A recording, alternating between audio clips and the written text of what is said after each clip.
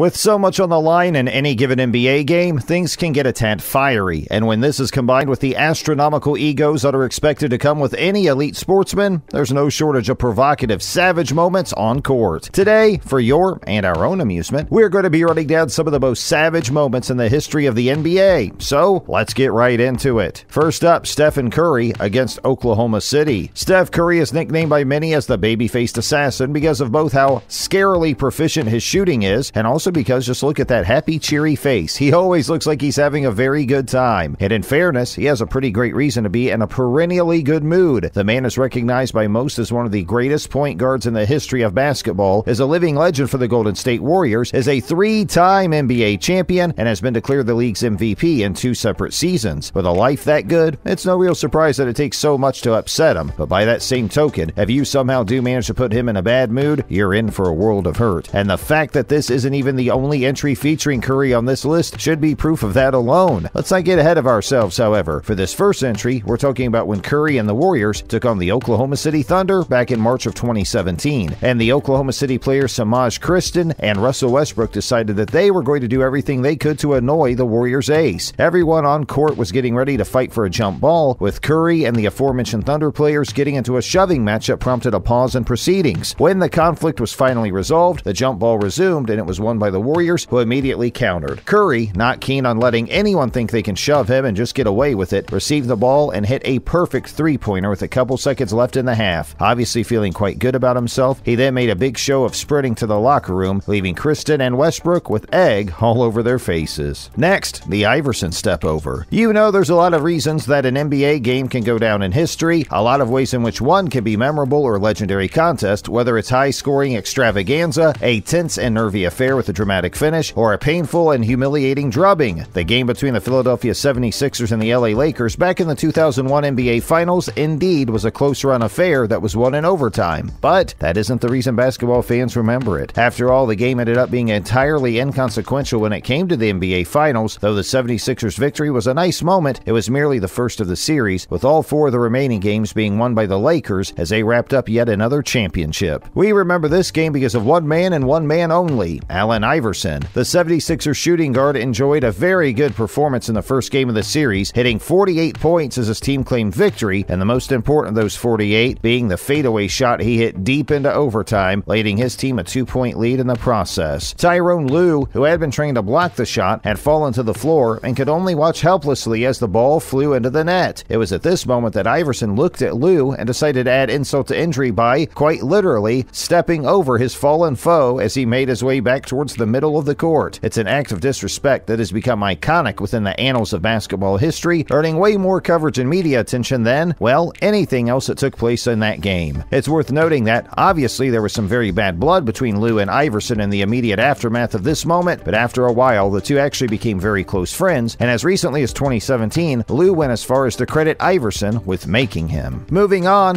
Hezonja versus Giannis. There's double the savagery going on in this one because for some reason, back in December 2018, when the New York Knicks went up against the Milwaukee Bucks, Hezonja and Giannis Antetokounmpo decided that they just strongly dislike one another. Many were left utterly baffled by what transpired in this game, which the Knicks won by a score of 136 to 134, as what was a pretty straightforward dunk from the Knicks fringe player Hezonja quickly erupted into an insane show of disrespect and eventually a laughable petty feud that included threats of crotch-focused violence. Basically, as Hezonja dunks the ball, Giannis makes an unsuccessful attempt at stopping him, falling to the ground in the aftermath as Hezonja scored the points for his team. Hezonja, seeing the fallen Giannis, was left with a pretty clear and straightforward set of choices: step around him, help him up, etc. He chose to do none of those things, and apparently, being possessed by the ghost of Iverson's past, stepped over Giannis as he headed back into his position. Quick reminder here that Hezonja was a fringe player who at this point had just scored his first shot in the entire game, while Giannis was an MVP frontrunner who was enjoying an excellent season as one of the top players in the entire league. The level of disrespect was clearly too much for Giannis, who played with an absolute vengeance, including a moment where he scored a point and then shoulder barged a random member of the Knicks team for some reason. This heat then continued even after the end of the game, as Giannis offered the funniest response possible when asked whether the step over had bothered him, vowing that he was going to punch Hezonja in his nuts the next time he saw him, in the single most grave and serious tone I have ever heard. For what it's worth, Giannis later apologized for the remark, though not for the sentiment, and hey, Iverson and Lue ended up becoming friends eventually, eventually, so maybe in a few years Giannis and Hazonia will be laughing all about this together. Unlikely, but it could happen. And then there's the slaughter of Brown. You know, if I were to ever become a professional basketball player and sign to an NBA team, as I'm going into my rookie season, I feel like one of the first things I would make a mental note to not do is talk smack to the really top guys, you know? It just doesn't seem like a great strategy to run your mouth to some of the best players of the sport in the entire world, and Jaylen Brown certainly learned that during the 8th of March 2017 game between his team, the Boston Celtics, and the Golden State Warriors. I'm sure you figured out where this is going. Our good friend Stephen Curry is back to add yet another savage moment to this list. Back in 2017, Brown was still only a rookie for the Celtics, and perhaps he was just desperate to get himself noticed and prove that he belonged in the NBA, but he made the fatal mistake of trash-talking Curry during the early stages of the game, as the story goes. Curry decided that he was quite finished with having this kid talk trash to him, one of the best players to ever grace the court, so he went on about scoring an utterly mesmerizing three-pointer, twisting and turning and making Brown, who had the misfortune of trying to defend him one-on-one, look like an utter fool. The fact that all of this happened as the buzzer sounded was just the icing on the cake, and Curry was not hesitant to show how much he enjoyed one-upping Brown at all, pointing directly at him and throwing some trash talk right back at him with a big smile on his face. Brown was left with no choice but to walk away, and to be fair, it's pretty hard thinking of a way anyone can come back from that. It should be noted that Brown did deny actually saying anything to Curry during the game, and even suggested that Curry didn't actually say anything either. We also shouldn't forget that the Celtics ended up winning that game, so I guess Brown got the last laugh on that occasion. And finally, LeBron does what he wants. We couldn't end this list without mentioning LeBron James, and this entry takes us back to a March 2013 game between the Boston Celtics and Miami Heat, which had been preceded by Celtics man Jason Terry commenting that he was not really impressed with their opponent's 22-game winning streak. Naturally, the Heat then defeated the Celtics to make it a 23rd straight win, but that doesn't even begin to scratch the surface of how much Terry suffered here, as he was also the victim of an absolutely incredible dunk delivered by LeBron James himself. To add to his shame further, the dunk won play of the week, and LeBron was quick to talk after the game about how he was happy it was Terry specifically that he dunked on, considering how much the Celtics player had been talking beforehand. Bad day for Terry. And that's everything. Which moment did you think was the most savage of the lot? Let us know down in the comments, and until next time, we'll see you soon.